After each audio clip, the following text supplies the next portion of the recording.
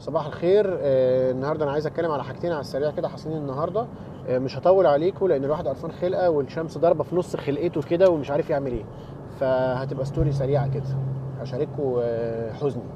اول حاجه، ايه اسوأ من البنت الزنانه؟ ان انت تركب عربيه لو سقت فوق ال 120 بنص تصفر صفاره كونتينوس ما تقفش لحد ما تموت او البنزين يخلص زي دي.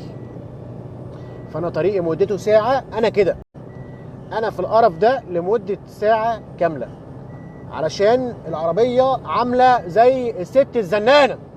تاني حاجه ودي الاهم، انا راجل سايق في عربيه عامله زي الست الزنانه في شمس ضاربه على نص خلقتي، فبلاقي في الهاي واي واحد بيعدي بسرعه شايفني هخبطك، بيعمل ايه؟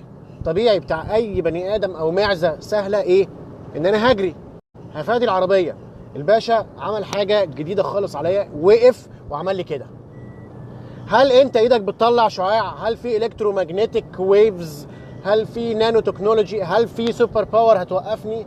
انا مش فاهم دي ايه. فرجاء اي حد يفهم دي معناها ايه ان انا اعمل كده العربيه معديه. انا عايز افهم دي ايه. دي انا مش فاهم الالين اللي انا شفته دي معناها ايه. انا محتاج اعرف. شكرا.